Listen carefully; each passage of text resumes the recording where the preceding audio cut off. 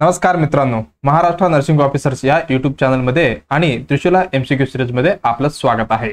आज आपण आलेलो आहोत एपिसोड नंबर एपिसोड नंबर 15 ला। ज्यांनी पण पहिल्यांदा बघत आहे त्यांनी सुरुवात करायचं आहे पहिल्यापासून आणि 15 पर्यंत। ओके, चला आपण ह्या सिरीज मध्ये कुठली एक्झामला टार्गेट करत जाणार आहोत। हे आहे नॉर्सेट 10 येणारी मेन एक्झाम असणार आहे बरं का हे। आणि DMER, DHS, ESIC, RRB, CHO, SGPGI, JIPMER, DSSSB आणि त्याच्या सोबत आपली नर्सिंग फील्ड मधले सगळे एक्झामला आपण टार्गेट करत जाणार आहोत। ओके, बघा त्रिशूला एमसीक्यू सिरीज, त्याच्यामध्ये आपण नॉलेज घे, सतत आपल्याला काय करायचंय, ज्ञान घ्यायचंय, सतत सराव करायचा आहे आणि कधीपर्यंत सक्सेस होईपर्यंत। आपल्याला काय पाहिजे, नर्सिंग ऑफिसर एक सीट कुठे, गव्हर्नमेंट सेक्टरमध्ये। ओके, चला या सिरीज मध्ये आपण नर्सिंग फील्ड मधले सगळे नर्सिंग जे सब्जेक्ट आहेत सगळ्यांना आपण कव्हर करत जाणार आहोत। ओके, त्रिशूल म्हणजे काय, नर्सिंग करिअरला नवी दार।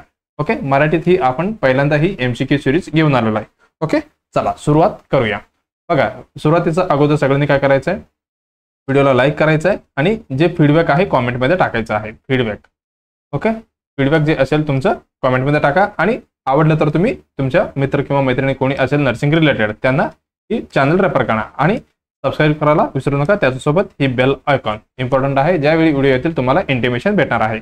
ओके, टीम एमएनओ कुठे अवेलेबल आहे बघा, यूट्यूबमध्ये, टेलिग्राम, व्हॉट्सअप, इंस्टाग्राम, फेसबुकमध्ये, याकडे सगळीकडे आहेत, ही फायदा घ्या तुम्ही। ओके, चला आजचं मोटिवेशन काय म्हणते बघा, विथ हार्ड वर्क। बघा काय करायचं आपल्याला, विथ हार्ड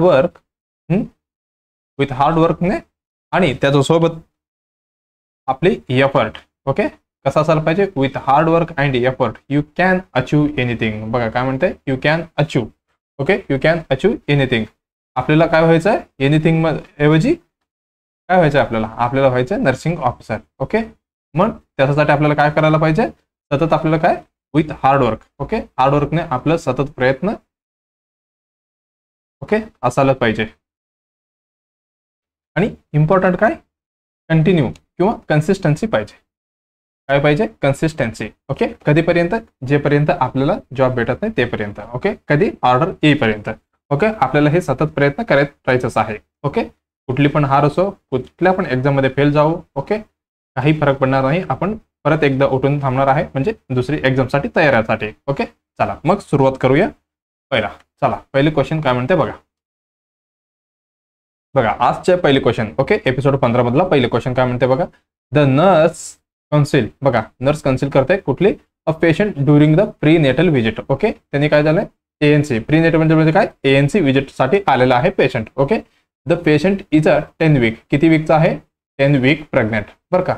आणि and would like to know, okay would like to know test can be performed to screen for a foetal abnormalities. आपल्याला काय करायचं आहे, फिटल अबनॉर्मॅलिटीज जे आहे आपल्याला काय करायचं आहे, स्क्रीन करायचं आहे। Okay, which procedure can used during the gestational period. बघा काय म्हणतंय, एक नर्स आहे, काउन्सिल करते पेशंटला, एएनसी विजिटला आलेला आहे आणि किती, 10 वीक गेस्टेशन पिरियड म्हणजे प्रेग्नेंट आहे। आणि लाईक टू नो म्हणजे नर्सला माहिती पाहिजे की काय माहिती पाहिजे, what test can be performed to screen, कशासाठी स्क्रीन करायला, फिटल अबनॉर्मॅलिटीज आपल्याला बघायचं आहे। Okay, which procedure can be used during this gestational period, 10 week मध्ये आपण खाली दिलेलं कुठली स्क्रीनिंग करतो असं विचारताय। ओके, पहिला ऑप्शन काय बघा, अल्ट्रासाउंड म्हणजे ईयूएसजी करायला, दुसरी आहे काय, कोरियोनिक विले सॅम्पलिंग, तिसरी आहे फिटल नॉन स्ट्रेस टेस्ट म्हणजे एनएसटी। ओके, हे आहे फिटोस्कोपी। ओके, बघा आपल्याला काय करायचं आहे। ओके, पहिल्या ऑप्शन मध्ये काय दिलेलं आहे, अल्ट्रासाउंड म्हणजे यूएसजी। आपण यूएसजी कधी करू शकतो बघा, यूएसजी म्हणजे काय, हेच सेम आहे बरं का, अल्ट्रासाउंड आणि यूएसजी, अल्ट्रासाउंड यूएसजी। ओके, आपण फक्त 10 वीक मध्ये नाही, आपण एनी एज मध्ये पण करू शकतो, कुठल्या पण एज मध्ये आपण यूएसजी करू शकतो बरं का। ओके, आता समजा 10 वीक मध्येच करायचं आहे, मग आपण काय करणार त्यावेळेला, हे मोस्टली युज्ड फॉर, कशासाठी ही यूज करणार आपण, mostly used for gestational age म्हणा। ओके, त्याच्यानंतर वयाबिलिटी म्हणा, वयाबिलिटीसाठी, आणि अजून काय म्हणू शकतो आपण, मल्टी प्रेग्नेन्सी मध्ये त्यावेळी ह्याला आपण यूज करतो बघा यूएसजी। ओके, 10 वीक मध्ये करायचं असेल तर। ओके, हे झालं। आणि not primary, okay not primary काय, primary for a foetal abnormalities. Okay, 10 week मध्ये किंवा ईव्हीजी मध्ये आपण 10 वीक मध्ये अबनॉर्मॅलिटी काही चेक करत नाहीये. Okay, not for abnormality. त्याच्यामध्ये काय मल्टिपल, याच्यासोबत अजून एक लिहून घ्या, कुठली जेनेटिक. जेनेटिक काय अबनॉर्मॅलिटी सॉरी हे असेल तर आपल्याला कळणार आहे जनरली. ओके, पण फिटल अबनॉर्मॅलिटी कळणार आहे का? नाही. Okay, not primarily for foetal abnormality. Okay, पण करायचं असेल तर काय करू शकतो आपण ईव्हीजी मध्ये? नचल काय? नचल ट्रान्सुलेन्सी. ओके, काय नचल ट्रान्सुलेन्सी. पण करणार कधी ईव्हीजी? हे करणार आहोत आपण 11 ते 14 वीक मध्ये. ओके, कधी? नचल बघा हे काय नचल ट्रान्सुलेन्सी. ओके, हे पण ईव्हीजीच आहे बरं का. कधी करणार? काय म्हणू शकतो? हे पार्ट ऑफ अर्ली स्क्रीनिंगचा पार्ट आहे, अर्ली स्क्रीनिंगचं. ओके, पण कधी करणार आहे? 11 ते 14 वीक. पण क्वेश्चन मध्ये काय होता? 10 वीक. मग इथे काय होणार आहे का? यांनी म्हटलं काय बघा, फिटल अबनॉर्मॅलिटी. ह्याच्यामध्ये फिटल अबनॉर्मॅलिटी नाही भेटणार 10 वीकला. मग आपलं इझिली ही पहिला ऑप्शन गेला. ओके, आता नेक्स्ट काय म्हटलेलं आहे? Fetal non stress test. Okay, fetal non stress test. Okay, म्हणजे काय? एनएसटी. एनएसटी बद्दल थोडक्यात बघूया आपण. एनएसटी ही खूप मोठी चॅप्टर टॉपिक आहे, आपण थोडक्यात बघूया. ओके, ही कधी करतो आपण? परफॉर्म्ड कधी करणार? Performed in a third trimester. कधी?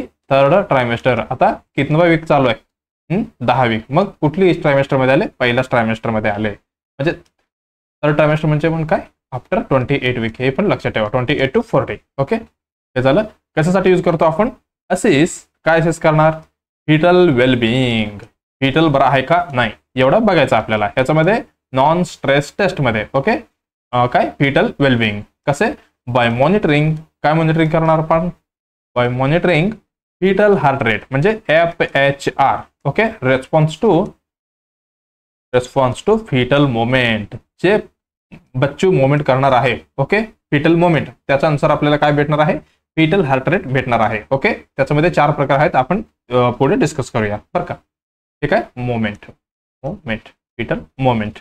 ओके, एवढं आपण ह्याच्यामध्ये बघितलं. ओके, ही पण कधी? थर्ड ट्रायमेस्टर मध्ये करतो, पण 10 वीक दिलेला आहे. हे झालं फर्स्ट ट्रायमेस्टर. मग इकडे झालं का आपलं उत्तर बसतो का? नाही, ही पण नाही बसणार. ही कुठलं आहे? फ्युटोस्कोपी.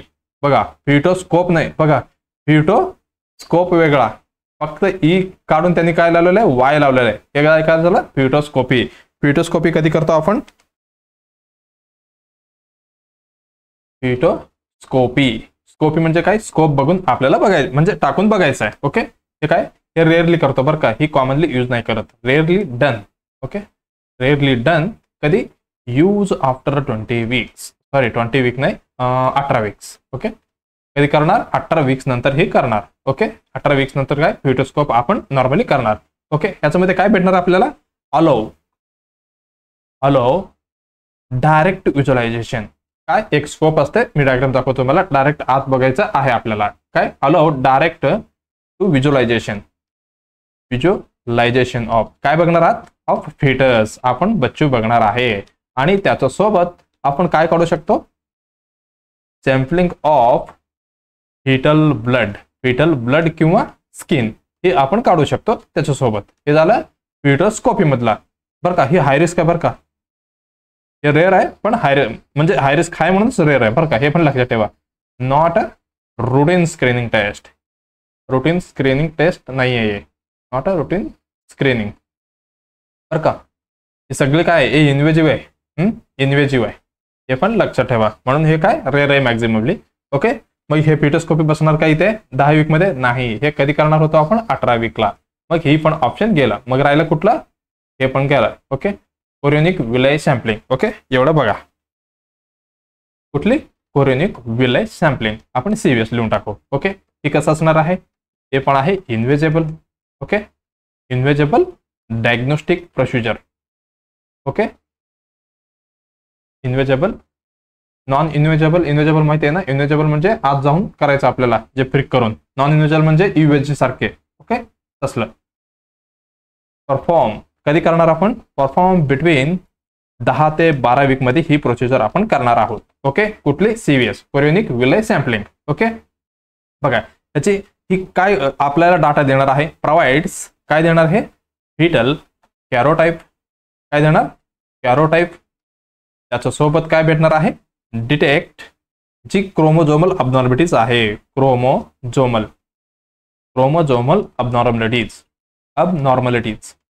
हे आपल्याला भेटणार आहे सीव्हीएस मध्ये. ओके, कधी करणार आपण, 10 ते 12 वीक मध्ये. हे पण लक्षात ठेवा. एक्झाम्पल काय सांगू, डाऊन सिंड्रोम म्हणा, अजून काय काय अबनॉर्मलिटीज, डाऊन सिंड्रोम म्हणा आणि ट्रायसोमीज. ओके, आणि काय कुठल्या पण जेनेटिक डिसऑर्डर, ही सगळं आपल्याला कधी भेटणार आहे, सीव्हीएस मध्ये. ओके, कधी करणार, 10 ते 12 वीक. हे लक्षात ठेवा बरं का, ही खूप वेळा विचारतात असले. ओके, काय जेनेटिक डिसऑर्डर्स हे झालं. ओके, आता आपण थोडे लवकर करतो बरं का. हे काय, अर्लियर, कशापेक्षा, अर्लियर डायग्नोसिस कम्पेअर्ड टू, कशाचे, कम्पेअर्ड टू आपल्याला अजून एक काय माहिती आहे, अम्निओसेंटोसिस, जे आपण फ्लूइड काढणार आहे, अम्निओटिक फ्लूइड. ही कधी करतो आपण, आयडियली करणार आहे 14 ते 16 वीक मध्ये. ओके, पण आपल्याला लवकर पण करायचं असेल तर कधी करू शकतो, अर्ली इन केस ऑफ काही हाय रिस्क वगैरे असेल तर. ओके, 12 ते 14 वीक मध्ये पण करतो. ओके, हे झालं हे अम्निओसेंटोसिसचे. पण एवढी काय आता सांगितलं तुम्हाला. ओके, हे झालं. आणि हे काय, सीव्हीएस कसं करतो हे पण माहिती पाहिजे ना, प्रोसिजर. ओके, प्रोसिजर कसा करतो. ओके, त्याच्यामध्ये काय करतं माहिती आहे का, अ स्मॉल सॅम्पल काढायचा आपल्याला, स्मॉल सॅम्पल ऑफ कुठलं, प्लॅसेंटल टिश्यू म्हणा, प्लॅसेंटल टिश्यू. कुठनं काढणार आपण, ऑब्डोमिनल वॉल मधनं. ओके, आत जायचं आपल्याला, वॉल किंवा ट्रान्स अब्डोमिनल पण म्हणू शकता. काय करणार आपण, काय कलेक्ट करणार, कलेक्ट टिश्यू. हे टिश्यू म्हणजे कुठले आपलं, हे कोरिनिक टिश्यू झालं बरं का, कोरिनिक टिश्यू. प्लॅसेंटल टिश्यू म्हणजेच काय, कोरिनिक टिश्यू, तेच काढायचं आपल्याला. म्हणून प्रोसिजर नाव काय, chorionic villi sampling. Okay, abdominal wall म्हणून कलेक्ट करणार आहेत. ओके, हे झालं. अंडर कसे, अंडर USG गायडन्स. ओके, तुम्हाला मी डायग्राम दाखवतो, तुमच्या लक्षात येणार. ओके, चला, कुठे गेलं, ओके, हे कुठलं आहे, हे आहे USG. ओके, हे झालं अल्ट्रासाउंड. ओके, जसं आपण चेक करतो. हे कुठले, NST, non stress test, NST. Okay, असे आपण फिटल मोमेंट जसं होते त्याच्यावरती आपल्याला कळणार फिटल वेलबिंग कसं आहे. हे काय आहे, हे आहे फिटोस्कोप, नाही बरं का, फिटोस्कोपी म्हणजे जे लॅप्रोस्कोपी वगैरे करतो बघा तसे. हे काय, फिटोस्कोपी. बघा, हे काय स्कोप आहे, हे काय स्कोप आहे ज्याला आत टाकून बघता ह्यांनी, हे काय फिटोस्कोपी झालं. मग हे काय, हे आहे CVS, काय कोरिनिक विलाई सॅम्पलिंग. बघा, इथे अप डाऊन ह्याच्यामधनं पण जाऊ शकतात, पण ह्याने कुठनं झाले, ह्याने चालले आपली वेदनामधून. ओके, वेदनामधनं इकडे जाऊन इकडे कलेक्शन करताय. बघा, इथे काय सर्विक्स मधनं एंटर केलेलं आहे, बायोप्सी कॅथेटर आहे हे. ओके, ब्लॅडरला टच न करता इकडनं गेलेलं आहे. हे काय, कोरिनिक विलाई. ओके, जे प्लॅसेंटा होणार आहे पुढे जाऊन. ओके, इथनं एक सॅम्पल काढणार आहे. ओके, हे झालं कोरिनिक विलाई सॅम्पलिंग. मग आपले उत्तर कुठलं आहे, आपली उत्तर आहे दुसरी, बरोबर. ओके, लक्षात आलं. काय विचारलं होतं त्यांनी, एक पेशंट होता प्रीनेटल म्हणजे ANC पेशंट, त्याला 10 वीक मध्ये प्रोसिजर करायचं होतं स्क्रीनिंगची, कशाची, फिटल अबनॉर्मॅलिटीसाठी. मग कुठली डायग्नोसिस असणार आहे, ह्या 10 वीक जे गेस्टेशन पिरियडमध्ये असणार आहे, B, कुठली, कोरिनिक विलाई सॅम्पलिंग. ओके, चला, मला वाटते लक्षात आलं असेल. नेक्स्ट क्वेश्चनला जाऊया. हे बघा, आता तुम्ही फिटोस्कोप बघितला. हे काय, ही फिटोस्कोप आहे. ओके, कशासाठी आपण यूज करतो, FHR ऐकण्यासाठी, listening FHR, fetal heart rate आपल्याला ऐकायचं असतं, त्याच्यासाठी यूज करतो आपण. ओके, चला, नेक्स्ट क्वेश्चन बघा. नेक्स्ट क्वेश्चन काय, वेल परफॉर्मिंग, बघा काय म्हणते, कंप्रहेन्सिव्ह असेसमेंट. काय, कंप्रहेन्सिव्ह असेसमेंट करायचं आहे कुठे, बघा कुठले पेशंट आहे, एल्डरली पेशंट आहे. ओके, एज्ड पेशंट आहे. द नर्सेस फोकस, बघा focus should be the most attend to. बघा, आपल्याला कुठल्या ह्याच्यावरती अटेन्शन द्यायचं आहे. पहिला ऑप्शन काय म्हणते बघा, स्किन इंटिग्रिटी, आणि दुसरी आहे न्यूट्रिशन. आणि बघा, हे काय, स्किन इंटिग्रिटी आणि न्यूट्रिशन एकामध्येच आहे बरं का. एक आहे फंक्शनल डेफिशिट्स, तिसरा आहे क्रोनिक इलनेस, खूप दिवसापासून आजारी, आणि चौथा आहे मेडिकेशन्स आणि त्याच्यासोबत इम्युन फंक्शन. त्याच्यामध्ये आपल्याला कुठली फोकस करायचं आहे. आणि काय विचारताय, कॉम्प्रिहेन्सिव्ह असेसमेंट कुठली पेशंटमध्ये, एल्डरली पेशंटमध्ये. बघा आपण थोडक्यात बघूया. कुठली विचारलं होतं त्यांनी, कॉम्प्रिहेन्सिव्ह असेसमेंट. ओके, कुठल्या पेशंटमध्ये, ओल्ड एज म्हणजे काय, जेरॅट्रिक. ओके, जेरॅट्रिक असेसमेंट मध्ये आपल्याला करायचं आहे असेसमेंट. कुठली पेशंटमध्ये, जे ओल्ड एज आहेत. बघा याच्यामध्ये आपण काय करणार आहे, याच्यामध्ये असणार आहे सिस्टमॅटिक, कसं आहे सिस्टमॅटिक म्हणा, आणि multidimensional. Systematic multidimensional म्हणा, याचे इव्हॅल्युएशन करायचं आहे आपल्याला. Evaluation of an older patient. कुठली पेशंट, ओल्डर अडल्ट्स म्हणा. Okay, adults. ओके, याच्यामध्ये काय काय करणार आपण, मेडिकल आणि फंक्शनल, मेडिकल, फंक्शनल आणि सायकोलॉजिकल, ही सगळी इव्हॅल्युएशन करायचं बरं का. सायकोलॉजिकल आणि social capabilities. Social capabilities. Okay, ह्याच्यामध्ये आपल्याला मेन फोकस असायला पाहिजे कशावरती. ओके, मेन फोकस कशावरती पाहिजे आपल्याला, फंक्शनल वरती. कशावरती, फंक्शनल. ओके, फंक्शनल डेफिशिएंट म्हणा. ओके, असेल तर आपल्याला मेन फोकस असायला पाहिजे. ओके, चला मेन फोकस असायला पाहिजे कशावरती, फंक्शन मध्ये. ओके, फंक्शन मध्ये. ओके, पेशंट कसा असायला पाहिजे, फंक्शन असेल तर त्यांनी इंडिपेंडेन्स असायला पाहिजे. इंडिपेंडेन्स. ओके, एक एक्झाम्पल सांगतो. एक पेशंट आहे किती, 60 वर्षाचा. त्यांनी त्याचे डेली रुटीन सांगतो मी. सकाळी किती, 6 वाजता उठतो. 6:15 वॉशरूमला जातो, स्वतःच जातो, आणि 6:30 आंघोळ करतो, आणि 6:30 किंवा 7 वाजेपर्यंत पेपर वगैरे वाचतो, आणि 8 नाश्ता दिला तर नाश्ता खातो, आणि 8:30 बाहेर फिरायला जातो. ओके, 9 कुठेतरी इकडे तिकडे मित्रासोबत गप्पा मारतो. एक दुसरी एक पेशंट आहे, त्यांनी काय करते, 6 वाजता त्याला उठवायला स्वतः उठतो, आणि 6:15 त्याला हेल्प करायला पाहिजे वॉशरूमला जाण्यासाठी, आणि परत आंघोळ करवायला पाहिजे. म्हणजे दुसऱ्यांनी कोणीतरी करायला पाहिजे, कारण त्यांनी स्वतः करू शकत नाही. आणि ह्याचा मिनिंग एवढंच आहे, एक आहे हे इंडिपेंडेंट, म्हणजे ह्यांनी स्वतः सगळे कामं करतात. ओके, कुठली पण असो. ओके, हे पण हे दुसरी पेशंट कसं होता, त्याला सगळे कोणीतरी त्याला हेल्पर पाहिजे. म्हणजे काय, हे डिपेंडन्स झाला दुसरावाला. मग आपल्याला कसं पाहिजे, फंक्शन पेशंटमध्ये इंडिपेंडेंट, ज्याचं स्वतः काम सगळे त्यांनी स्वतःच करायला पाहिजे. ओके, ह्याच्यामध्ये काय, most important. Okay, most important determine in older adults मध्ये काय पाहिजे आपल्याला. ओके, अडल्ट्स मध्ये. ओके, त्याच्यामध्ये पाहिजे आपल्याला quality of life. Quality of life is कशा पाहिजे आपल्याला, to perform ADLS. Okay, ADLS म्हणजे काय, activity of daily living. Daily living मध्ये कुठली पण असो. ओके, कुठे असू शकतो, बाथिंग म्हणा. आता मी जस्ट एक्झाम्पल मध्ये सांगितलं, बाथिंग म्हणा, ड्रेसिंग म्हणा. ओके, ड्रेसिंग एक सांगितलं बघा. ओके, ड्रेसिंग, टॉयलेटिंग, ही सगळी त्यांनी स्वतः करायला पाहिजे. ADLS म्हणजे ऍक्टिव्हिटी ऑफ डेली लिव्हिंग, ज्यांना लागते. हे काय, इंडिपेंडेन्स पाहिजे त्यामध्ये पेशंट. ओके, हे आपल्याला काय प्रेडिक्ट करू शकतो आपण ह्याच्यामध्ये, काय प्रेडिक्ट करू शकतो आपण, आपल्याला कळते status of predict risk. Okay, status of काय करणार आपल्याला, रिस्क ऑफ हॉस्पिटलायझेशन. पेशंट बद्दल बरं का, हे हॉस्पिटलायझेशन म्हणा. ओके, आणि इन्स्टिट्यूटायझेशन. ओके, इन्स्टिट्यूटायझेशन, त्याच्यासोबत अजून काय, मॉर्टिलिटी. हे सगळं आपल्याला लक्षात येते बरं का. हे आपण बघितलं. पण आपल्याला केअर प्लॅन करायचं आहे हे पेशंटसाठी. काय काय करणार आपण केअर प्लॅन. ओके, आयडेंटिफाय करणार तसले पेशंटला आपण अगोदर. Okay, identify deficit. Okay, deficit identify करायचं, आणि त्याचा अगोदर ओके हेल्थ करायचं. कुठले, हेल्थ केअर टीमला. ओके, कशासाठी, टू सेट काय करायचं आहे पेशंटसाठी, रिहॅबिलिटेशन म्हणा. काय, रिहॅबिलिटेशनसाठी, आणि फिजिकल थेरपी. हे सगळे आपल्याला करावं लागेल बरं का. आपण म्हणतो खूप डिटेलमध्ये चाललंय. ओके, एवढे एंड करूया. चला पुढे जाऊया आपण. ओके, आपल्याला तर उत्तर लक्षात आले. ओके, बघा पहिलं ऑप्शन काय म्हणते, स्किन इंटिग्रिटी अँड न्यूट्रिशन. बरं का, आपण थोडे डिटेलमध्ये गेलो. ओके, चालेल.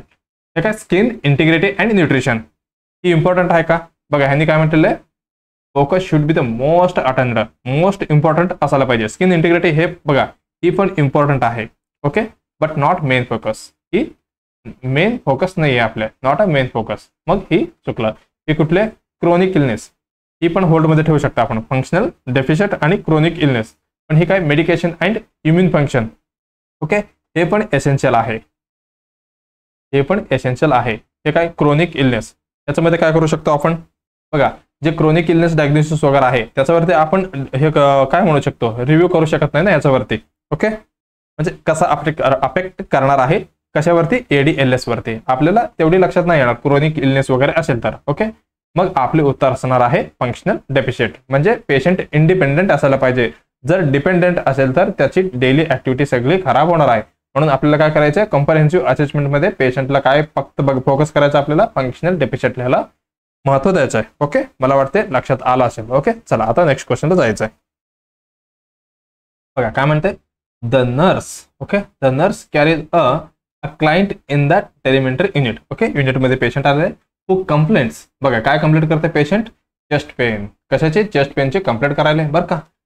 There is a PRN order. बघा PRN ऑर्डर आहे. Okay, for sublingual nitroglycerin. Okay, NTG घ्यायच्या पेशंटला किती, 0.3 mg for a chest pain साठी. Okay, the nurse know that mechanism of action of this drug. NTG बद्दल question विचारलाय, खूप important आहे. Okay, आपण थोडं डिटेलमध्ये बघू याला.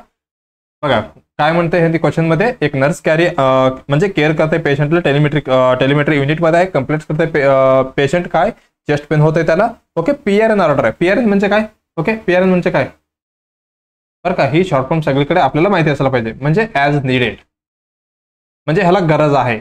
ओके, ह्याला असे पण म्हणू शकतो, पेन रिक्वायर्ड पण म्हणू शकतो. ओके, पण इथे कुठे ॲज नीडेड आहे. PRN म्हणजे आता पेशंटला पाहिजेच काय, सबलिंग्वल नायट्रोग्लिसरीन. NTG द्यायचं आपल्याला, कसे द्यायचंय, सबलिंग्वल द्यायचं आहे. ओके, किती, 0.3 mg.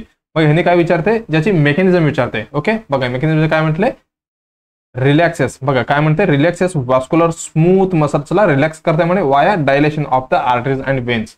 आणि आर्टरीज आणि वेन्सला दोन्हीला डायलेट करतात म्हणे. आणि नेक्स्ट काय म्हणते, release myocardial oxygen and demand by the slowing heart rate. Heart rate कमी होऊन जी मायोकार्डियल ऑक्सिजन डिमांड आहे त्याला कमी करते म्हणे. Increase the preload.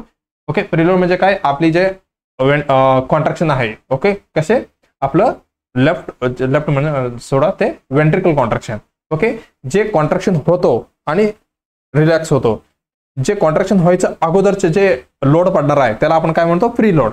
आणि त्याच्या नंतरचा आफ्टर लोड. हे ओके, हे कॉमन आहे बरं का. हे मी डिटेलमध्ये आपण बघूया सगळे. ओके, हे काय, अलोविंग फुल्लर बघा काय म्हणते, फुल्लर कॉन्ट्रॅक्शन ऑफ द वेंट्रिकल्स. बघा increase the pre load. Okay, contraction व्हायचं अगोदरची लोड वाढणार आहे. डिक्रीज द काय म्हणते बघा, transmembrane influx of the calcium to decrease the oxygen demand. Calcium ही सगळे काय तरी होऊन काय ऑक्सिजन डिमांड कमी करतात म्हणे. ओके, आपल्याला बघायचं आहे काय बघायचं आहे, नायट्रोग्लिसरीन. NTG बद्दल आपल्याला डिटेलमध्ये बघायचं आहे. ओके, हे बघा हे काय, नायट्रोग्लिसरीन काय सबलिंग्वल द्यायचे टॅबलेट, 0.3 mg टॅबलेट. हेच टॅबलेट आता पेशंटला आपण द्यायचंय. सबलिंग्वल म्हणजे काय, इथे बघा, इथे टंग आहे, इथे ठेवायचं आपल्याला. ओके, काय म्हणू शकतो आपण, बिलो द टंग, टंगच्या खाली. ओके, त्याच्या खाली आपल्याला ठेवायचं आहे. ओके, NTG बद्दल आपण डिटेलमध्ये बघणार आहे. ओके, एक 5 मिनिटं जास्त गेलं तरी चालेल, पण आपल्याला काय NTG बद्दल कुठल्या पण क्वेश्चन येऊ द्या, आपल्याला सॉल्व्ह व्हायला पाहिजे. ओके, NTG काय आहे, ही आहे ऑर्गेनिक नायट्रेट. काय आहे, ऑर्गेनिक नायट्रेट. त्याच्या सोबत आहे अजून काय म्हणू शकतो आपण, अँटी एंजाइनल ड्रग पण आहे. आणि त्याच्या सोबत आहे व्यासोडायलेटर बरं का, व्यासोडायलेटर. हे सगळे आपण म्हणू शकतो. हे NTG बद्दल झालं. मग याची ऍक्शन कसं आहे. ओके, याची ऍक्शन, सॉरी आपण ऍक्शन लिहितो, याची ऍक्शन कसं आहे. ओके, बघा आपण ज्यावेळी ही मेडिसिन घेणार, ओके, NTG मेटाबोलाइज होणार. मग घेतलं तर ते मेटाबोलाइज व्हायलाच पाहिजे बरं का. हे झालं NTG मेटाबोलाइज झाले. ज्यावेळी काय होणार, ही रिलीज करणार काय, रिलीज करणार काय, nursing officer. Nursing officer release करणार का, नाही, हे रिलीज करणार नायट्रिक ऍसिड. नायट्रिक ऍसिड नाही, ऑक्साईड बरं का, नायट्रिक ऑक्साईड. ओके, काय रिलीज केलं नर्सिंग ऑफिसर. ओके, ही जे नर्सिंग ऑफिसर आहे, ओके, जी नायट्रिक ऑक्साईड आहे, ही काय करणार आहे, ही करणार ऍक्टिवेट्स. कशाला ऍक्टिवेट करणार, बघा काय, गुनायलाल. काय गुणालाईल काय पण म्हणू शकता तुम्ही. हे काय सायक्लेज आहे. हे काय हे मॉलिक्युल आहे बरं का, हे पण लक्षात ठेवा. हे काय सायक्लेजला रिमूव्ह करणार कुठे इन स्मूथ मसलमध्ये, कुठे स्मूथ मसलमध्ये रिलीज करणार काय नायट्रिक ऍसिड. ओके ही ऍक्टिव्हेट करणार. ओके गुणालाईल हे सायक्लेजला. ओके मग ही काय करणार नंतर जे आहे रिलीज केलेलं आहे हे करतो इन्क्रीज द काय सायक्लिक जीएमपी. जीएमपी म्हणजे काय हे पण एक मॉलिक्युल आहे. आपलं लॉंग फॉर्म एवढं गरज पण नाहीये, फक्त लक्षात घ्या. ओके सायक्लिक जीएमपी ह्याला हे इन्क्रीज करणार. त्याच्यानंतर काय होणार हे काय करणार आपण इकडे लिहू. ओके ही स्मूथ मसल रिलॅक्सेशन करणार. Smooth muscle relaxation. Okay smooth एक minute smooth muscle relaxation. Okay relaxation करणार. मग नंतर काय होणार vasodilation. Vasodilation. Okay लक्षात घ्या एनटीजी आपण दिलेल्या पेशंटला एनटीजी मेटाबोलाइज होणार. त्याच्यानंतर नर्सिंग ऑफिसर रिलीज करणार नायट्रिक ऑक्साईड. त्याच्यानंतर हे काय करणार ऍक्टिव्हेट करणार कशाला सीजीएमपी ला. ओके हे केल्यावर हे इन्क्रीज होणार. हे इन्क्रीज झाल्यावर कुठे हे होणार ही होणार मायोसिन. मायोसिन लाईट चेन मध्ये बरं का, हे पण लक्षात ठेवा. एवढी इम्पॉर्टंट नाहीये पण लक्षात ठेवा. ओके मायोसिन लाईट चेन मध्ये. ओके हे इन्क्रीज झाल्यावर काय स्मूथ मसल रिलॅक्स होणार. त्याच्यानंतर व्यासोडायलेट होणार. हे आहे ह्याची ऍक्शन. ओके ह्याची इफेक्ट बघूया. ओके इफेक्ट्स ऑन एनटीजीचा इफेक्ट बघतोय. पहिले आपण बघू सीव्हीएस वरती. मेन असणार आहे सीव्हीएस वरतीच. ओके ह्याच्यामध्ये होणार आहे काय वेनस डायलेटर. जी आपलं वेन्स आहे जे काय होणार आहे डायलेट होणार आहे म्हणजे मोठी होणार आहे. एवढी होती वेन आता झाले एवढी मोठे असं आहे. ओके हे काय ही प्रायमरी इफेक्ट आहे बरं का.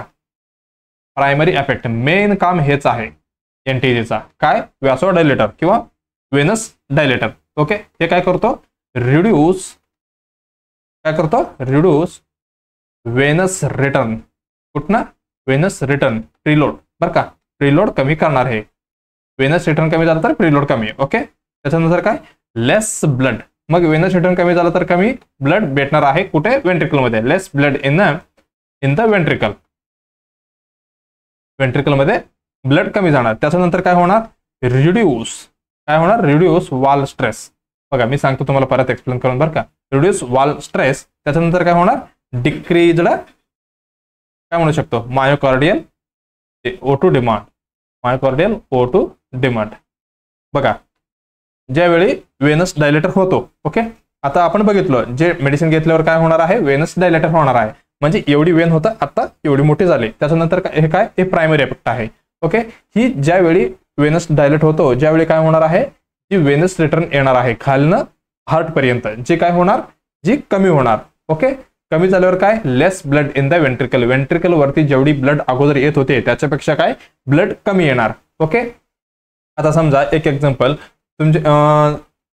तुमच्याकडे एक 10 बुक्स आहेत. ओके तुम्ही हातात पकडून थांबलेले आहे. ज्यावेळी त्याच्यामधले मी 8 बुक काढतो मग तुम्हाला वज कमी होणार का नाही. मग हे पण तसंच आहे. ज्या वेळी अगोदर वेंट्रिकल वरती जेवढी प्रेशर होता म्हणजे तेवढी हे लोड होता जे काय कमी होणार कारण जे रिटर्न आहे वेनस रिटर्न जे कमी झालेलं आहे. मग काय नेक्स्ट हे रिड्यूस द वाल स्ट्रेस. ओके जी प्रेशर पडलं होतं वाल वरती वेंट्रिकलचे जे काय कमी होणार. मग ते काम कमी लागल्यावर त्याची रिक्वायरमेंट पण कमी जातो. ओके मायोकार्डियल O2 डिमांड पण कमी लागते. ओके जेवढी जास्त काम जेवढी जास्त एनर्जी लागते. जेवढी कमी काम आता कमी एनर्जी लागते म्हणजे O2 सप्लाय कमी लागते.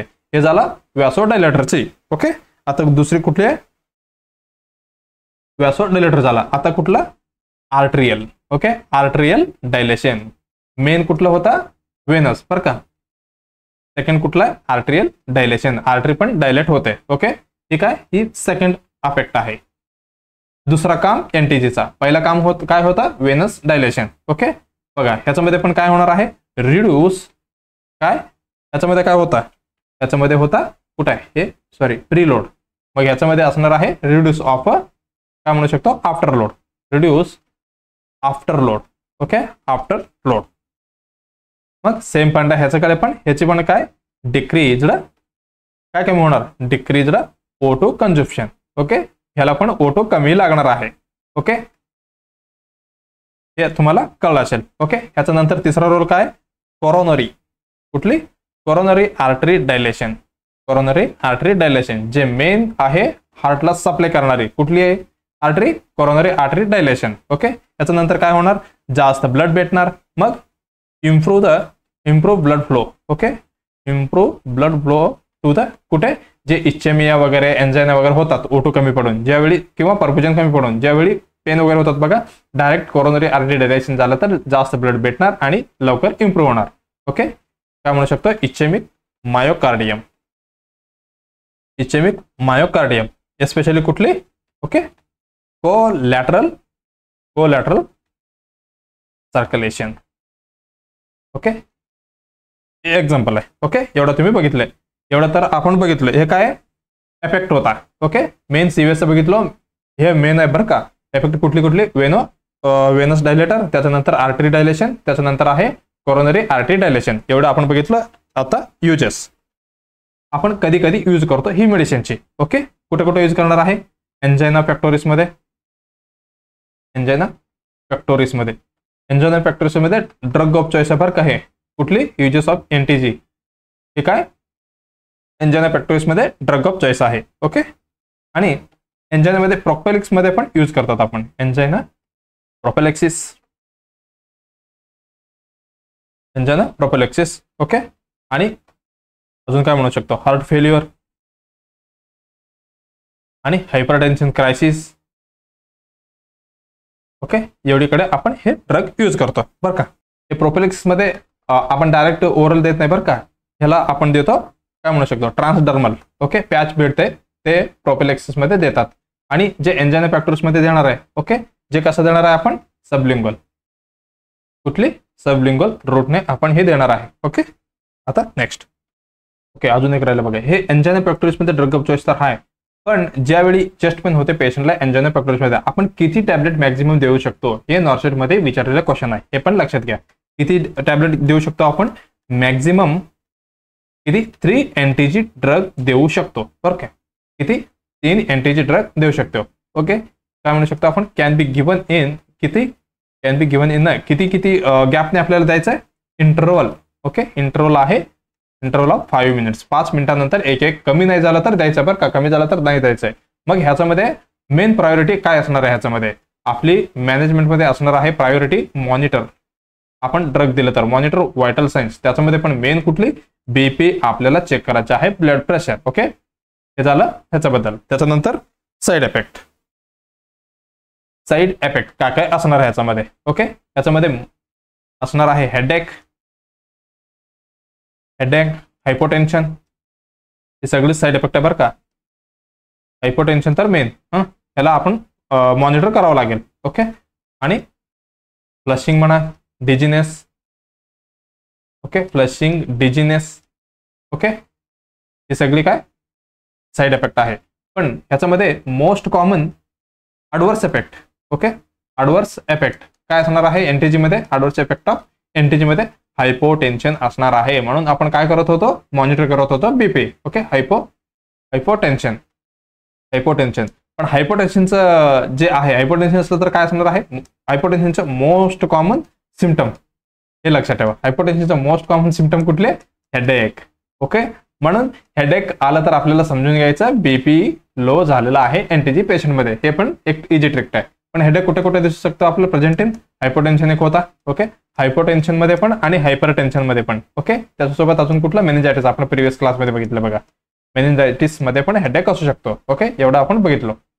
ओके, आता काय बघायचं आहे आपलं main nursing role. Okay, nursing role किंवा नर्सिंग रेस्पॉन्सिबिलिटी हे सगळ्यांपेक्षा इम्पॉर्टंट असणार आहे.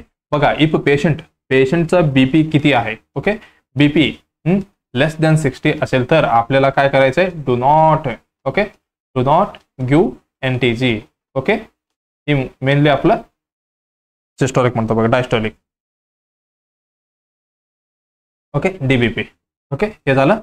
आणि हे कॉज काय करू शकतो आपण दिले तर, टॉलरन्स होऊ शकतो बरं का, एनटीजी कॉज टॉलरन्स. आणि त्याच्यापेक्षा काय म्हणू शकतो, की लाईक दिस. ओके, म्हणजे काय, थोडी स्पीडने रॅपिडने होतात. ओके, काय म्हणू शकतो, रॅपिड डेव्हलपमेंट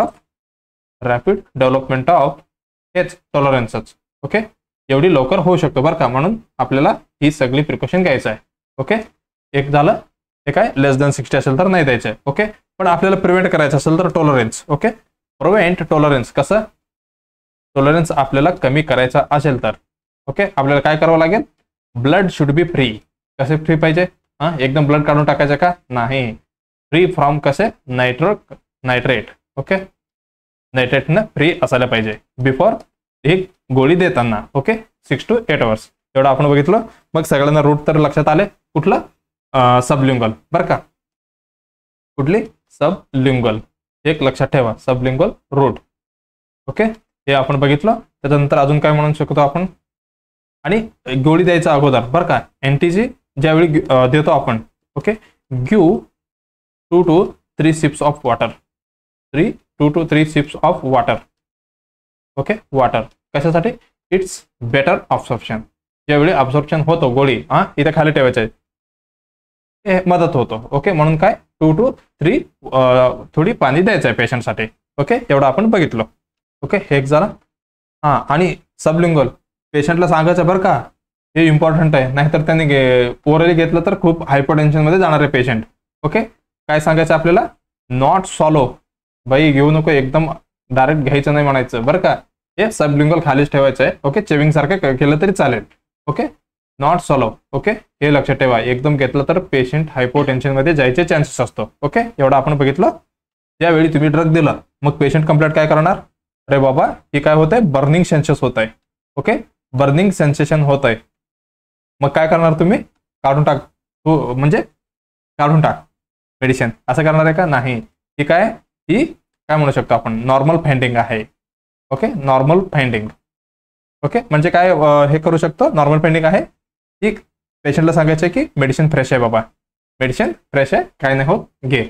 आणि एक्सपायर कधी असतो, ओके एक्सपायर 6 months मध्ये असते बरं का, म्हणून देताना एकदा चेक करूनच जायचं. ओके, एवढं आपण बघितलं. ओके, मला वाटतं बस. नेक्स्ट आपण क्वेश्चनकडे जाऊया. ही सगळी इम्पॉर्टंट डाटा आहे, तुम्ही नोट करून ठेवा बरं का एनटीजी बद्दल. मग काय बघा, पहिला ऑप्शन काय म्हणते, रिलॅक्स. बघा, रिलॅक्स वॅस्क्युलर स्मूथ मसल वाया dilation of the arteries and vents, बरोबर आहे का, रॅस आपण जस्ट डिस्कशन केलेलं आहे. ओके, दुसरी काय म्हणते, relieve myocardial oxygen demand by slowing the heart rate. Okay, हे कशाचं आहे, हे बीटा ब्लॉकरची काम आहे. कशाची, बीटा ब्लॉकरची काम. मग एनटीजीचं आहे का, नाही. हे काय म्हणते, increase the preload allowing the full contraction of the ventricles. Okay, हे अपोजिट झालंय. ओके, हे प्रीलोडचं नाही. इन्क्रीज होतं का प्रीलोड, नाही, हे अपोजिट सांगता येईल. Okay, decreases the transmembrane. Okay, calcium बघा, influx calcium to decrease the oxygen demand. हे कशाचे, ही कॅल्शियम चॅनल ब्लॉकरचे काम आहे, चॅनल ब्लॉकर्सचे. ओके, मग आपलं तर उत्तर भेटलेलं आहे पहिला वाला. ओके, एनटीजी खूप इम्पॉर्टंट ड्रग आहे बरं का, सगळे नोट करून ठेवा. चला नेक्स्ट क्वेश्चनला जाऊया आपण.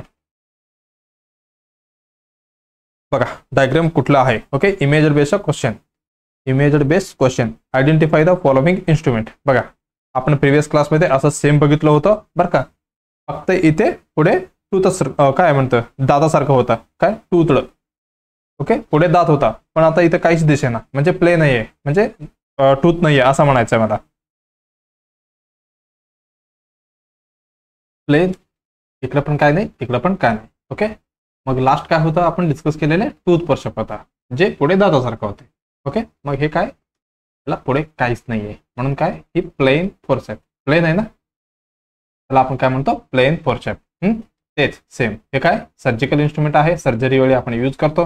ओके, त्याला काय, दात नाहीये पुढे, म्हणजे काय लिहू शकतो आपण, विदाउट टूथ म्हणा, किंवा काय म्हणू शकता, टीथ, म्हणजे पुढे दात नाहीये. Okay, sharp. ओके, एवढं हे झालं. पण कशासाठी यूज करत होतो आपण last, for grasping. Okay, for grasping किंवा होल्डिंग म्हणा. ओके, ग्रास्पिंग किंवा holding, or manipulate. Okay, manipulate म्हणजे इकडचं तिकडे ठेवतं, इकडे म्हणजे यूज करताना वगैरे, सर्जरी करताना. ओके, आणि हे आपण लास्टमध्ये काय म्हणतो, डेलिकेटसाठी यूज नाही करायचं टूथपर्शप, पण हे डेलिकेटसाठीच आहे मेनली. ओके, डेलिकेट टिश्यू पकडण्यासाठी. ओके, आणि काय म्हणू शकतो आपण, ड्युरिंग डेलिकेट टिश्यू. ओके, वगैरे आपण ड्युरिंग सर्जरीमध्ये वगैरे यूज करत आहोत आपण. Okay, during surgery. एवढं झालं. मग ह्याची मेन काय, मेन युजेस काय, ओके, आपण डिटेलमध्ये बघूया थोडीच. Okay, uses. ओके, कधी काय म्हटलो मी, होल्डिंग डेलिकेटेड. ओके, डेलिकेटेड म्हणजे काय, जे नाजूक आहे. ओके, डेलिकेट्स, कुठले डेलिकेट टिश्यू आपण पकडणार आहे. Okay, holding delicated tissue. Okay, कुठली कुठली म्हणू शकतो आपण एक्झाम्पल. ओके, पेरिटोनियम म्हणा, पेरिटोनियम आणि म्युकोसा आणि ब्लड वेसल्स, हे सगळे काय डेलिकेटेड नाजूक आहेत. आपण टूथ फोर्सेप्सने पकडू शकत नाहीये. ओके, पकडलं तर काय इंजुरी होणार आहे. ओके, चला अजून काय करू शकतो, ह्याला असिस्टिंग करताना पण घेऊ शकतो आपण. असिस्टिंग इन कधी, सुचरिंग वेळी टूथ फोर्सेप पण यूज करत होतो, पण हे काय करणार आहे, without damage skin. Without damage skin म्हणा किंवा टिश्यू म्हणा. ओके, डॅमेज नाही करणार पण टूथ डॅमेज करतो म्हणजे इंजुरी करतो. ओके, अजून काय म्हणू शकतो आपण, रिमूव्हिंग. ओके, रिमूव्हिंग ड्रेसिंग म्हणा, स्वॅब म्हणा, ड्रेसिंग, स्वॅब किंवा एनी फॉरेन बॉडी आपण असे उचलून काढू शकतो. एनी फॉरेन बॉडी आपण इझिली काढू शकतो, टूथने पण प्लेनने पण. बरं का, हे झालं. आणि यूज्ड इन द मायनर सर्जरीमध्ये वगैरे यूज करतात आपण. मायनर सर्जरी म्हणा, सर्जिकल आणि ड्रेसिंग प्रोसिजरमध्ये पण. बरं का, ड्रेसिंग प्रोसिजरमध्ये पण कधी कधी यूज होतात. ओके, एवढं आपण बघितलं. ओके, हे झालं. आणि हे काय मेन, हे काय होतं लास्ट जे टूथ होता. ओके, ते काय करणार होता, इंजुरी. ओके, इंजुरी, पण हे करणार आहे का, नाही. हे पण तुम्ही लक्षात ठेवा. ओके, लक्षात आलं असेल. हां, बघा इकडे दोन्ही आहे. हे बघा, हे काय टूथ, पुढे काय टूथ, म्हणून काय ह्याला आपण टूथ फोर्सेप म्हणायचं. आणि ह्याला पुढे काही नाही म्हणजे एकदम प्लेन आहे म्हणून ह्याला आपण प्लेन फोर्सेप म्हणतो. बरं का, हे पण लक्षात ठेवा. ओके, मला वाटतं तुम्हाला ही दोन्ही इन्स्ट्रुमेंट कळलं असेल. ओके, चला आता नेक्स्ट बघा. नेक्स्ट काय आहे बघा, द नर्स परफॉर्म. बघा, नर्स काय करायला, परफॉर्मन्स करायला एज्युकेशन. ओके, हेल्थ एज्युकेशन द्यायला म्हणजे एज्युकेशन द्यायला. बघा कुठली देत आहे, for the members of local. बघा कुठली मेंबरला, लोकल वुमन्स एक्झिलरी क्लब आहे, एक क्लब आहे. ओके, ज्या फिमेलना ह्यांनी काय करते, फिमेल क्लब आहे बरं का, म्हणजे वुमन्स क्लब आहे, तिथे एज्युकेशन देते. आफ्टर लेक्चर म्हणजे लेक्चर दिलेले ऑलरेडी. आता अबाउट मेनपोज. बघा लेक्चर कशावरती होता, मेनपोज वरती होता. द नर्स नो, बघा काय knows that teaching has been effective. बरं का, वेन मेंबर स्टेट, ज्यावेळी एक नर्स आहे त्यांनी काय केलं, परफॉर्म केले, एज्युकेशन दिलेलं आहे मेंबर्सला. कुठले मेंबर्स आहेत त्यांनी, लोकल वुमन्स एक्झिलरी क्लबचे.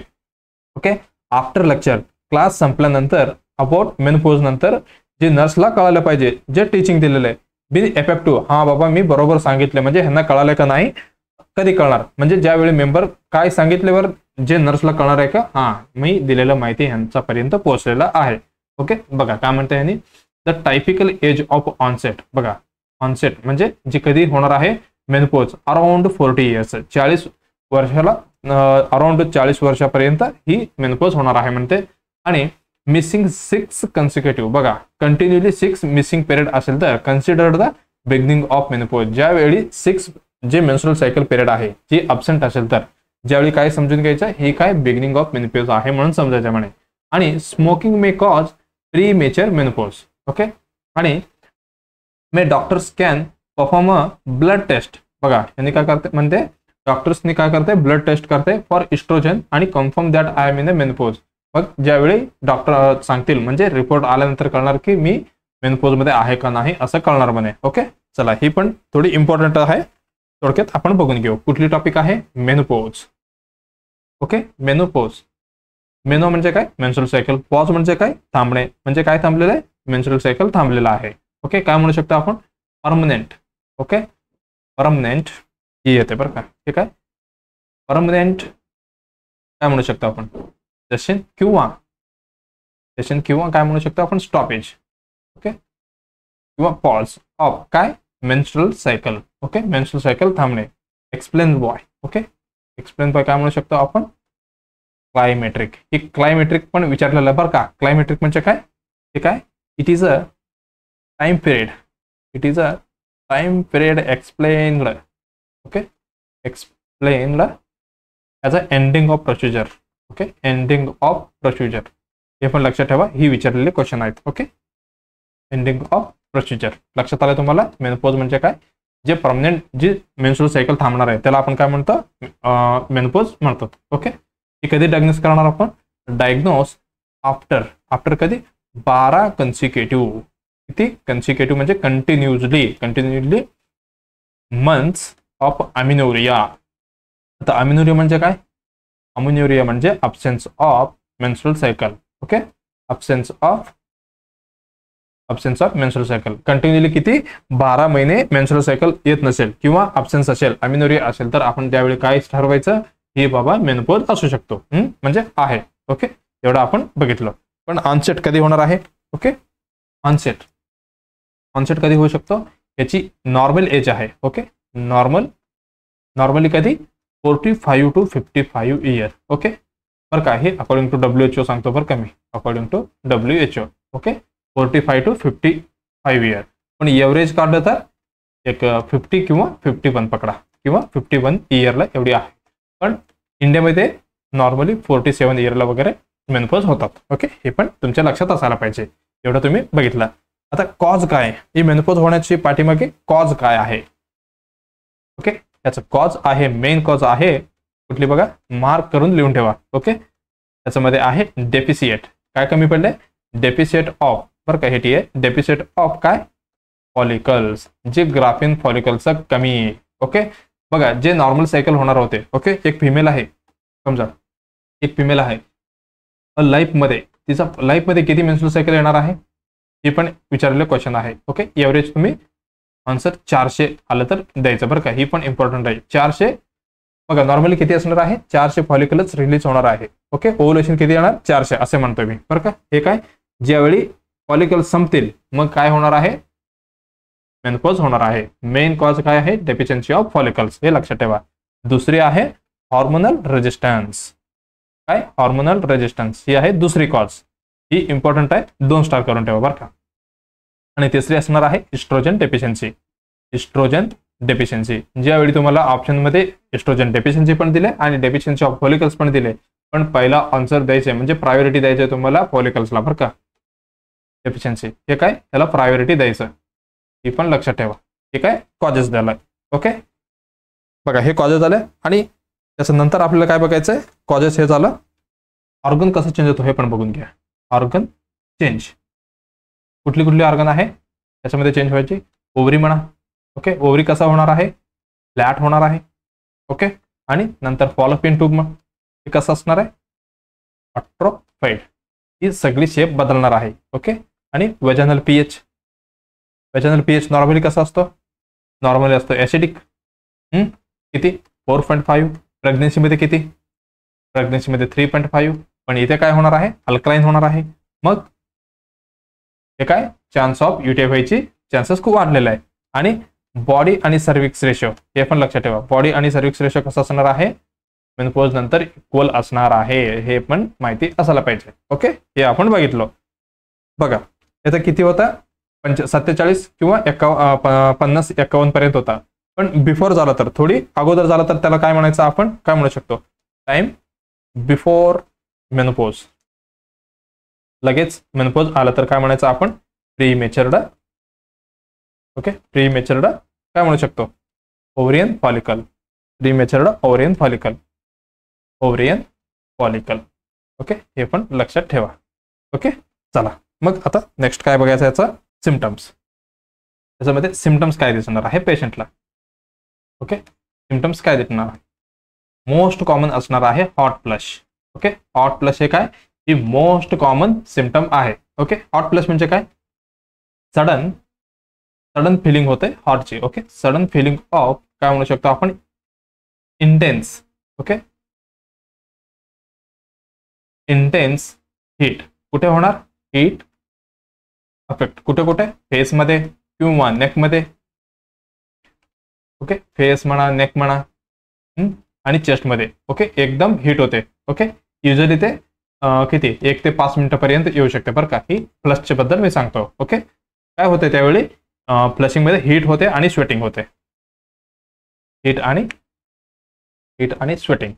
ओके, मोस्ट कॉमन आहे बरं का. हे काय मोस्ट कॉमन आहे. ओके, हे एक लक्षात ठेवलं तुम्ही. त्याच्यानंतर मूड डिसऑर्डर. कुठली? मूड डिसऑर्डर्स पण होतात. ओके, का? कारण सगळे जे हार्मोनल आहे, जे सगळे काय अबनॉर्मलिटी झालेलं असतं, म्हणजे इम्बॅलन्स. Mood disorder. ओके, याच्यामध्ये काय काय होणार, एन्झायटी होणार आणि इन्सोमनिया होणार आणि त्याच्यासोबत इरिटेशन पण होऊ शकतं. इरिटेशन. ओके, एवढं तुम्ही बघितलं. आणि त्याच्यानंतर ओस्टिओपोरोसिस. ओके, हे कशाला सांगा, ओस्टिओपोरोसिस म्हणजे काय, सॉफ्टनिंग. काय होणार, सॉफ्टनिंग ऑफ बोन. बोन जे आहे जे काय होणार आहे, सॉफ्ट होणार आहे. कशाने, ड्यू टू काय कमी झाले, due to decrease estrogen level. Decrease estrogen level त्याच्यासोबत काय होतं, हे होतं. याच्यानंतर झालं आता UTI एक लिहून घ्या. ओके, कारण जे एसिडिक अगोदर एसिडिक होता पण आता काय झालं, अल्कलाइन झालंय. ओके, एवढं एक झालं. बघा, इस्ट्रोजन लेवल कमी झाल्यावर परत एक लक्षात आलं एक पॉईंट, हे पण लिहून घ्या. ठीक आहे, FSH आणि LH. ओके, जी आहे हार्मोन, काय म्हणतो हार्मोन लेवल, ही कसं असणार आहे, हार्मोन लेवल जास्त असणार आहे, इन्क्रीज रिलेशन टू कसे, रिलेशन टू ओव्हरियन रेजिस्टन्स. हे पण लक्षात असायला पाहिजे तुम्हाला, ओव्हरियन रेजिस्टन्स. ओके, हे एक तुम्हाला कळालं.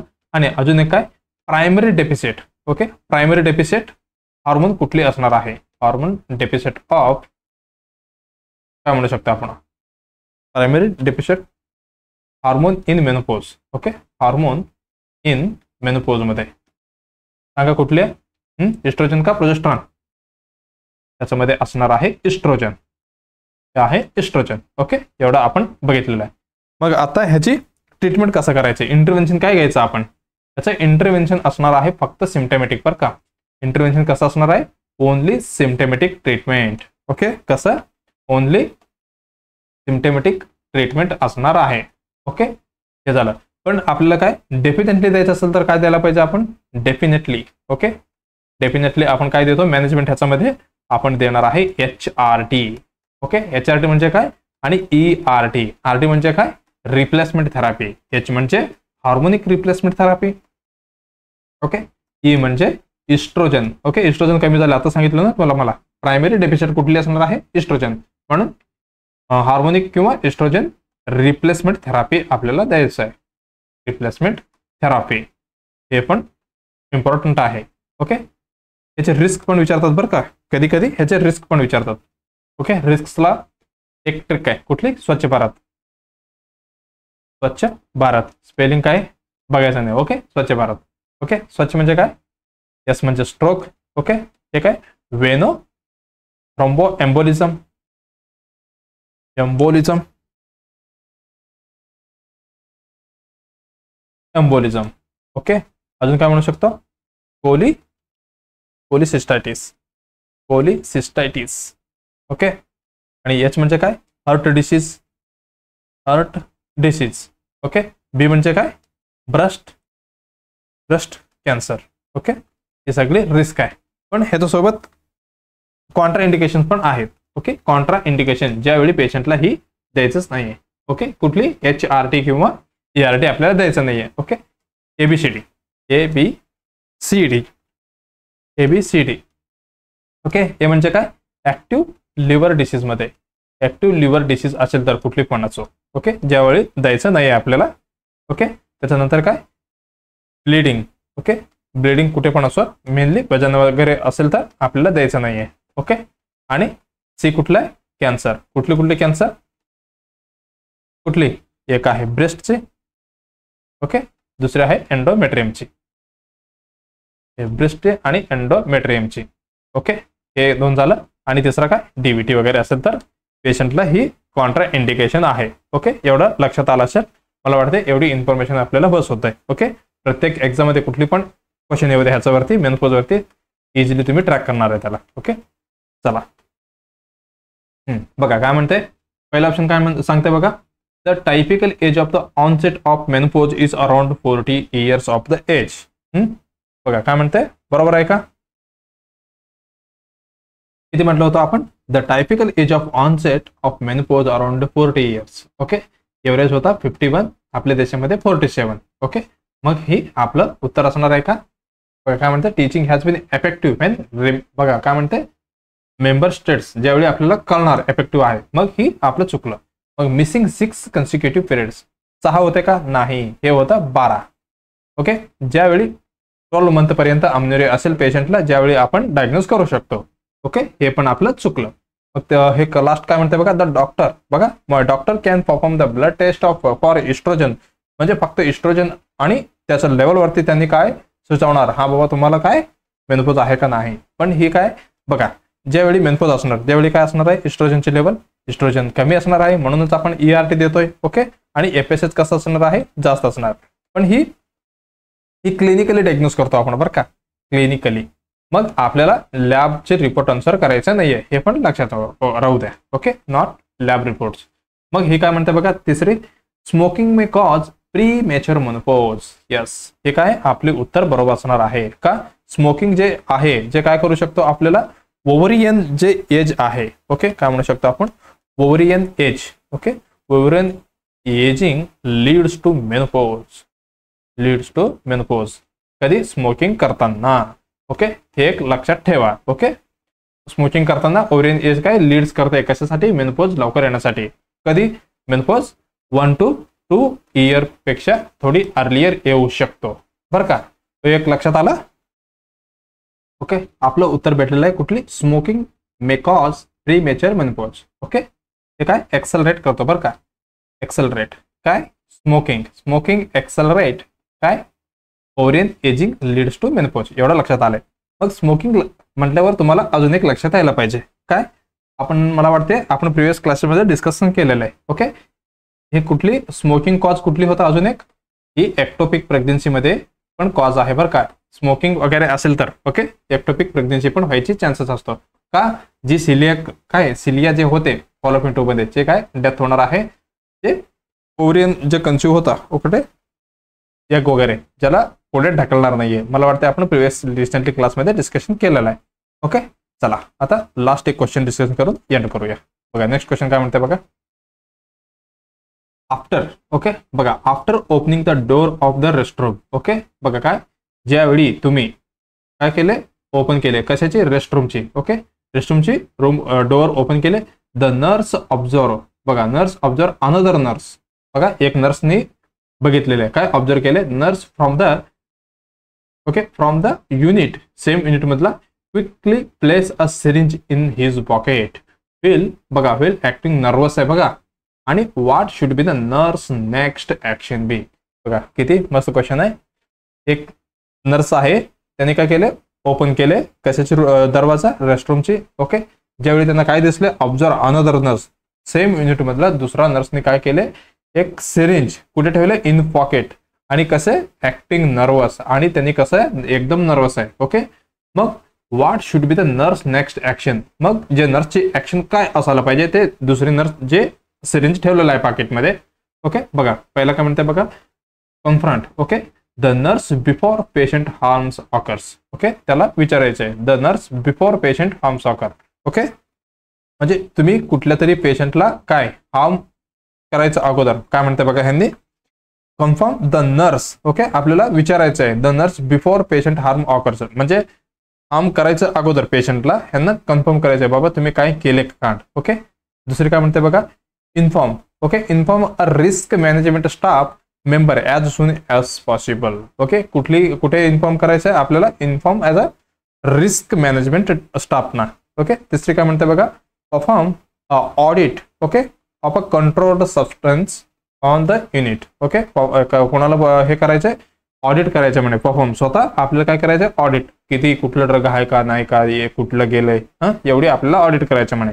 आणि शेअर युअर, बघा काय, share your observation with the nursing supervisor, जे तुम्ही बघितले कुठे रिपोर्ट करायचं तुम्हाला, तुमचे जे कोण आहे नर्सिंग सुपरवायझर कोणी आहे त्यांना इन्फॉर्म करायचं आहे. ओके, चला आपण एक एक बघूया. बघा पहिल्या क्वेश्चन मध्ये काय ऑप्शन मध्ये काय म्हटले, confirm the nurse before the patient, आपल्याला विचारायचं आहे. ओके, आपण डायरेक्ट विचारलं तर काय होणार आहे, ज्यावेळी आपण डायरेक्ट कन्फर्मेशन करतो, घ्यायला जातो, मग आपल्यामध्ये वाद होऊ शकतो.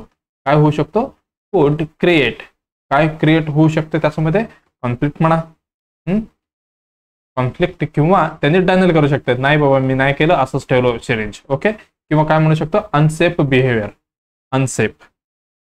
ओके, काय होऊ शकतं, अनसेफ बिहेवियर त्यांनी दाखवू शकतो तुम्हाला. ओके, म्हणून आपल्याला डायरेक्ट विचारायचं नाहीये. ओके, मग पहिला ऑप्शन कॅन्सल. ओके, दुसरं काय होता, इन्फॉर्म द रिस्क मॅनेजमेंट. बघा रिस्क मॅनेजमेंटसाठी बघा ही नॉट द फर्स्ट स्टेप. आपलं हे फर्स्ट स्टेप नसायला पाहिजे, कारण जे आहे जे स्टाफ आहे कुठली रिस्क मॅनेजमेंट स्टाफ, ज्यांचं एक कसं असते systematic, okay, system wide risk कसे असणार त्यांचं, आणि रिस्क असणार आणि लीगल प्रोटेक्शन असणार. मग याला खूप वेळ आहे, ओके, लीगल प्रोटेक्शन असणार. मग आपल्याला काय इमिडिएट ऍक्शन घ्यायचं आहे. काय करायचं आपल्याला इमिडिएट साइन, ते इमिडिएट आपल्याला काम होणार आहे, इमिडिएट साइन कमांड करायचं आहे. ओके, जसं एकानंतर एक आपण नेक्स्ट कोणाला तरी सांगितलं आमच्या सिनियरनी त्यांच्या सिनियर, असे लेवल वाईज आपल्याला ही इमिडिएट कामासाठी घ्यायचं आहे. मग ही डायरेक्ट ते सिस्टमला आपण नाही करायचं, हे पण आपलं चुकलं. ओके, मग आता नेक्स्ट काय बघा, परफॉर्म एन ऑडिट. ओके, बघा आपल्याला काय म्हणते यांनी, स्वतः ऑडिट करा कंट्रोल द सबस्टन्स, काय कमी आहे का जास्त आहे. मग आपल्याला स्वतः करायचं आहे का नाही, हे काय तिसरा ऑप्शन, हे काय ऑडिट्स डन बाय कोण करते, जे ऍडमिनिस्ट्रेशन लेवलला असतो. ओके, कोण करणार, डन बाय जे ऍडमिनिस्ट्रेशन लेवलला असतात. ओके, किंवा फार्माकोलॉजी वाले कोणी असेल तर त्यांनी पण करू शकतात. ही पण एवढी लवकर होणार आहे का नाही. मग ही पण एक आहे आपलं उत्तर चुकणार आहे. मग लास्ट काय बघा, शेअर युअर ऑब्झर्वेशन्स. ओके, जे काही तुम्ही बघितलेलं आहे कोणाला सांगायचंय, with your nursing supervisor. Okay, सेंट्रलमध्ये आहे त्यांनी सुपरवायझर सांगतील आणि स्टेटमध्ये आहे त्यांनी इंचार्जला सांगतील. ओके, मग ही उत्तर आपलं बरोबर असणार आहे. कसं आहे जी हे काय आपलं टॉप प्रायोरिटी आहे, टॉप प्रायोरिटी किंवा प्रॉपर ऍक्शन असणार आहे. ऍक्शन कशासाठी, इज टू रिपोर्ट कोणाला, इंचार्ज किंवा आपली नर्सिंग सुपरिटेंडेंटला. ओके, किंवा सुपरवायझरला आपल्याला द्यायचं आहे. ओके, काय बिहेवियर टू द काय सांगायचं आहे, जे स्टाफ होता आपल्यासोबत, जे युनिटमधला सेम नर्सिंग ऑफिसर, त्याची बिहेवियर बद्दल आपल्याला सांगायचं आहे. बाबा मी असं ओपन केलं, त्यांनी खूप नर्वस होता आणि एक सिरिंज खिशामध्ये ठेवलेला आहे, काहीतरी कांड करू शकतो ही. ओके, मग सुपरवायझर जी आहे, ओके, सुपरवायझर जे आहे त्यांनी काय करते, कॅन इनिशिएट, जे ऍक्शन घ्यायचं आहे किंवा कसं सुरुवात करायचं आहे त्यांनी बघतील. ओके, जर तुम्हीच असेल तर काय करणार, मग इन्व्हेस्टिगेशन करावं लागते. ओके, इन्व्हेस्टिगेशन आणि ड्रग टेस्टिंग वगैरे करावं लागते जे नर्सचे. ओके, हे सगळं आपल्याला करावं लागते. ओके, हे झालं त्यांचं पुढचं प्रोसिजर. मग आपल्याला फक्त काय करायचंय, आपले जे सिनियर ओके आहे त्यांना आपल्याला सांगायचंय, कुठली नर्सिंग सुपरिटेंडेंट किंवा इंचार्ज वगैरे असतील त्यांना इन्फॉर्म करायचंय. मग आपली उत्तर जाणार आहे चौथी उत्तर बरोबर. ओके, चला बघा आज आपण इम्पॉर्टंट कुठली एनटीसी म्हणा आणि मेनोपॉज ही खूप इम्पॉर्टंट टॉपिक कव्हर केलेला आहे. तुम्हाला ह्याच्यामधलं कुठलं पण दुसरं म्हणजे ज्यावेळी क्वेश्चन येतील ह्याच्यामधनच येणार आहे, ह्याचे सोडून दुसरी येऊ शकत नाही. ओके, आलं तरी पण हे याच्यामध्ये कव्हर होऊन जाईल. ओके, एवढी तुम्हाला डाटा भेटलेला आहे एनटीजी आणि मेनोपॉज, म्हणून आपलं थोडी कॉन्सेप्ट क्लिअर करत आपण चाललेलो आहे. ओके, चला मग नेक्स्ट क्लासमध्ये आपण पुढचे क्वेश्चन बघणार आहे.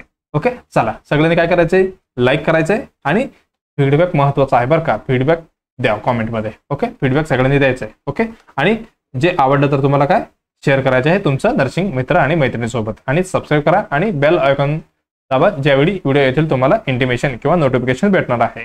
ओके, आपण कुठे कुठे अवेलेबल आहे, व्हॉट्सअप, इंस्टाग्राम, टेलिग्राम, फेसबुक सगळीकडे अवेलेबल आहे, तुम्ही फायदा घेऊ शकता. ओके, चला मग लवकरात नेक्स्ट एपिसोडमध्ये आपण लवकरात भेटूया. धन्यवाद.